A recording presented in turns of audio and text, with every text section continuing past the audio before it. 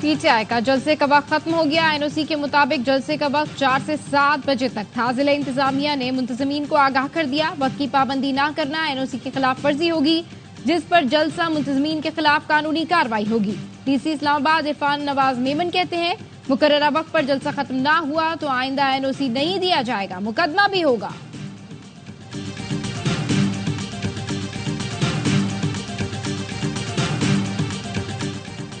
पाकिस्तान तहरीक इंसाफ का इस्लामाबाद संगजानी में जलसा, पंडाल सज गया, कारकुनों की आमद जारी। इस्लामाबाद और रावलपिंडी के मुख्तलिफ रास्ते बंद होने से लोगों को मुश्किलात। फैजाबाद, खन्ना पुल, रवात, टी चौक, 26 नंबर चुंगी पर कंटेनर लगाकर रास्ते सील। मरी रोड को भी मुख्तलिफ मकामात पर बंद किया गया। सर्च ऑपरेशन के दौरान संगजानी से मशकूक बैग से दस्ती बम, डेटोनेटर और बारूदी मवाद मिला। पुलिस का कहना है दाखिली और खारजी रास्तों पर चेकिंग बढ़ा दी है। वजीर आला केपी अली अमीन गंडापुर ताहाल जलसा गाह न पहुंच सके।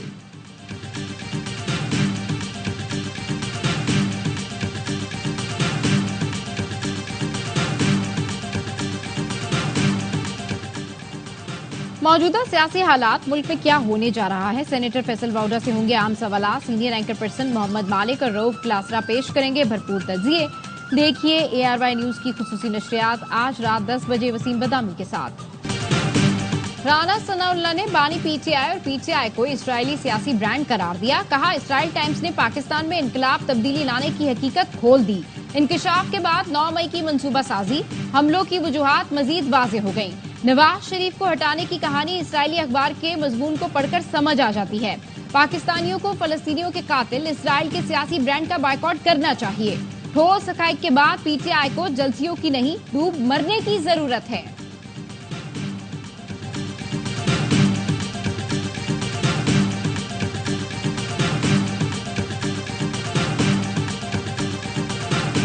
जलसे से डर नहीं लगता, हमें इनकी करतूतों से डर लगता है। इन जलसे जुलूसों से इमरान खान नहीं बाहर आता। इमरान खान ने अपने अमाल का जवाब दे के बाहर आना। इनको तमाम तर सहूलियात दी जा रही हैं, खुल के खेलने का मौका दिया है, लेकिन रोना धोना नहीं चलेगा। या आपको सब कुछ करने की इजाजत है सवाए हालात खराब करने के। जलसे से नहीं, इनके करतूतों से डर लगता है। वजीर इत्तलात पंजाब अस्मा बुखारी कहती हैं, इस्लामाबाद में आज तमाशा होने जा रहा है। जलसा मनसूखी का रेट तो 5,000 रुपए था, आने के रेट का पता नहीं। जलसे के लिए फ्री हैंड दिया गया है, कोई रोना धोना नहीं चलेगा। हालात खराब करने के अलावा आपको हर चीज करने की इजाजत है। इससे ज्यादा छूट और क्या होगी कि इश्तिहारी भी दंदनाते फिर रहे हैं। क्या पीटीआई मरकजी रहनुमा सोशल मीडिया पर जाली वीडियोज और तस्वीरें शेयर करके जलसे की मशहूरी कर रहे हैं? हकीकत ये है, इन्हें जलसे के लिए लोग नहीं मिल रहे। मरियम औरंगजेब का कहना है, जलसी करें, रोएं, पीटें या चीखें, सजा तो मिलेगी। रियासत के खिलाफ मनसूबाबंदी करके हमला करने की कोई माफ नहीं। नैब के नए कानून के तहत रिलीफ की पहली दरख्वास्त 9 मई के मुजरिम ने दी।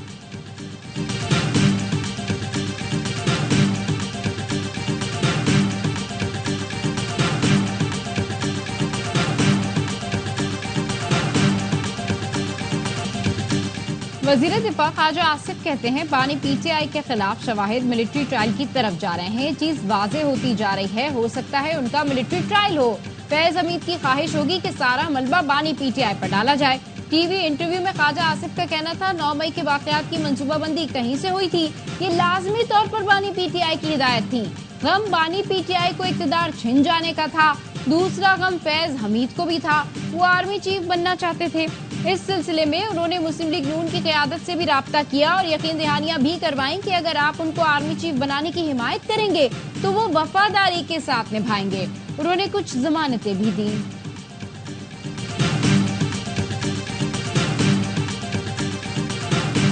अदलिया से मुतालिक कानून साजी के लिए पीपल्स पार्टी के कानूनी माहिरीन को इस्लामाबाद तलब कर लिया गया।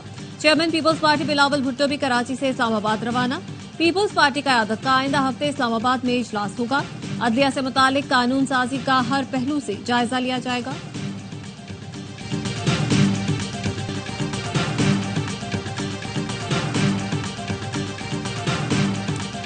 सदर आसिफ अली जरदारी खुसूसी तैयारी के जरिए कराची से इस्लामाबाद रवाना। सेनेटर शहरी रहमान भी सदर जरदारी के हमरा हैं। जराये का कहना है, पीपी क़यादत की हिदायत पर अरकान कौमी असम्बली और सेनेटर्स भी इस्लामाबाद पहुंचना शुरू हो रहे हैं। वफाकी वज़ीर दाखिला मोहसिन नकवी और जमात इस्लामी के नायब अमीर लियाकत बलोच के दरमियान टेलीफोनिक राब्ता।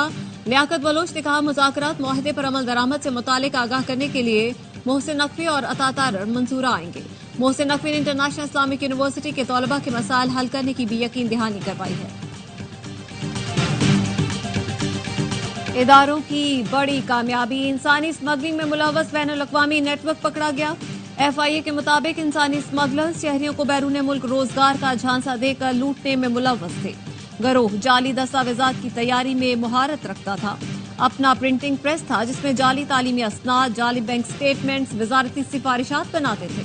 मुख्तलिफ मुल्कों में सियासी पनाह लेने वाले अफराद भी इस गिरोह से मुआवनत लेते रहे। गिरफ्तार नेटवर्क का इंटरनेशनल डंकी गिरोहों से राब्ते का इंकशाफ, मुजरिमाना सरगर्मियों में भारतीय और अफगान बाशिंदे भी मुलव्वस हैं। दौरान तफ्तीश पाकिस्तान को बदनाम करने की भारतीय साजिश भी बेनकाब।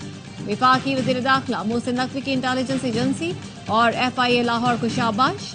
कहा, इंसानी स्मगलिंग के खात्मे के लिए आखिरी हद तक जाएंगे। इंसानी स्मगलिंग में मुलव्वस माफिया से आहनी हाथों से निपटा जाएगा।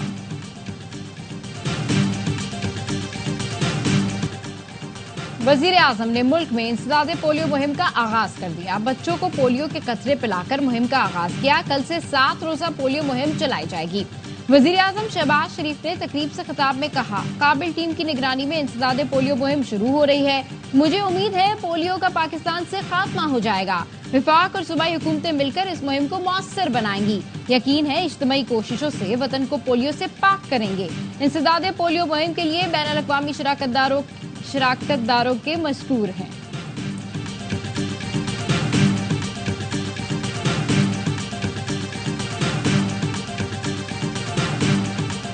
लफ्जों के खेल में पाकिस्तान फिर बाजी ले गया। कोलंबो में 16 साल के Afghan Salman world youth scrabble champion बन गए। अफगान ने 23 में से 19 गेम्स में हरीफों को जेर किया। पाकिस्तान रिकॉर्ड 5वां टाइटल जीतने वाला पहला मुल्क बन गया। चैंपियनशिप में 138 खिलाड़ियों ने हिस्सा लिया।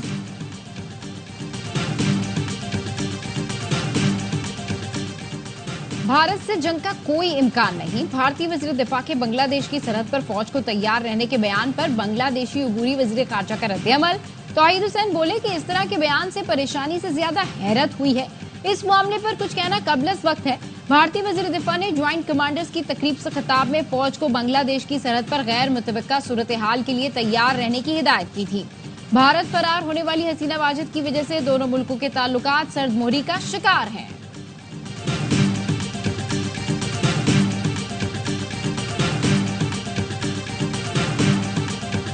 यौम बहरिया मिली जोशो जज्बे से मनाया जा रहा है। 7 और 8 सितंबर की दरमियानी शब पाक बहरिया ने भारतीय नेवल बेस द्वारका पर हमला किया और सिर्फ 4 मिनट में भारतीय नेवल बेस को राख का ढेर बना दिया।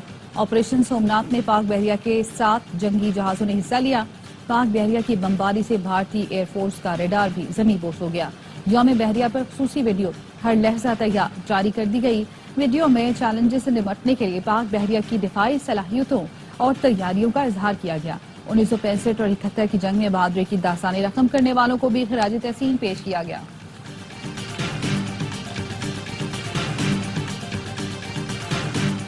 यौम बहरिया पर वज़ीर आज़म शहबाज शरीफ की पाक बहरिया के अफसरान और जवानों को मुबारकबाद। पैगाम में कहा, समंदरी हुदूद की हिफाजत के लिए पाक बहरिया की गैर मुतज़लज़ल लगन और साबित कदमी मिसाली है। पाक बहरिया की खिदमत और कुर्बानियों को सराहते हैं। वज़ीर दाखिला मोहसिन नकवी का यौम बहरिया पर बहादुर समंदरी महाफिजों की अजीम कुर्बानियों को खिराज अकीदत। कहा, पाक बहरिया के जांबाजों ने समंदरी हुदूद का दिफा करते हुए दुश्मन को शिकस्त दी। पाक बहरिया हर किस्म के चैलेंजेस का मुकाबला करने के लिए हम्मा वक्त तैयार है। यौम बहरिया मिली जोशो जज्बे से मनाया जा रहा है।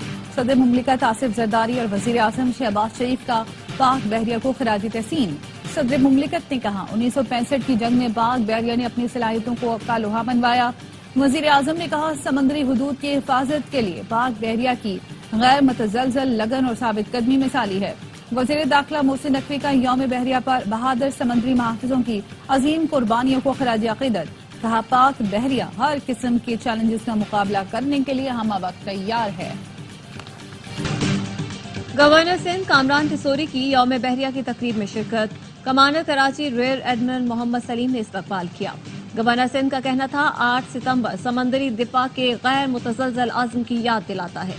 पाक बहरिया ने ताकतवर बहरिया को जज्बा ईमानी से शिकस्त दी। कौम पाक बहरिया के पुख्ता हौसले और लगन को खिराज तहसीन पेश करती है। गवर्नर सिंध की पाक बहरिया के शहदा के अहल खाना से मुलाकात, शहदा को खिराज अकीदत पेश किया। खैबर पख्तूनख्वा में एमपॉक्स के 4 मरीज सेहतियाब हो गए। जराये का कहना है रिपोर्ट खैबर पख्तूनख्वा हुकूमत ने भिजवाई है। मरीजों का ताल्लुक मर्दान, पेशावर, औरकजई, नौशहरा से था। एमपॉक्स के 3 केसेस एयरपोर्ट और 1 कम्युनिटी से रिपोर्ट हुआ था।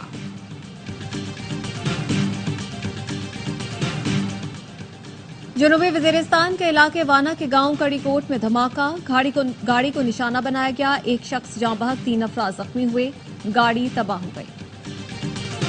बदीन के इलाके मातली में पुलिस पर धावा बोलने पर मुजाहिरीन के खिलाफ मुकदमा दर्ज। एसएसपी का कहना है मुजाहिरीन ने पथराव किया और पुलिस मोबाइल को नुकसान पहुंचाया। मुजाहिरीन को मुंतशिर करने के लिए मजबूरन लाठी चार्ज किया। इस्राएली फोर्सेस ने 24 घंटे में मजीद 31 फलस्तीनियों को शहीद कर दिया। जबालिया कैंप में इस्राएली हमले में 8 फलस्तीनी शहीद। फलस्तीनी हुकाम के मुताबिक सिविल डिफेंस के डेप्यूटी डायरेक्टर मोहम्मद मर्सी अहले खाना समेत हमले में शहीद हुए। मगरबी किनारे में तुर्क नयाद अमरीकी समाजी कारकुन पर हमले पर तुर्क सदर की मुजम्मत, कहा इसराइल के तकब्बुर और दहशत गर्दी को सिर्फ इस्लामी ममालिक के इत्तेहाद से रोका जा सकता है। लंदन में इसराइली मजालिम के खिलाफ बड़ा मुजाहिरा। नेतन्याहू नाकाम हो गए, ये हुकूमत हमारे लिए बाइस से शर्म है। फौरी जंगबंदी की जाए। इसराइल में हुकूमत के खिलाफ सबसे बड़ा मुजाहिरा, 7.5 लाख अफराद ने शिरकत की। तेल अवीव और मकबूजा बैतुल मुकद्दस की सड़कें मुजाहिरीन से भर गईं। पुलिस ने मुतादिद मुजाहिरीन को गिरफ्तार कर लिया।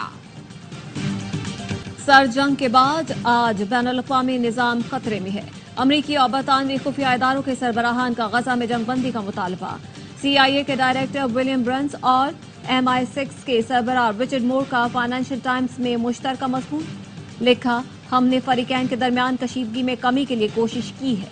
मज़मून में रूस यूक्रेन तनाज़ा, चीन के साथ मामलात और मशरिक़ वुस्ता की सूरत हाल पर राय का इजहार किया गया है।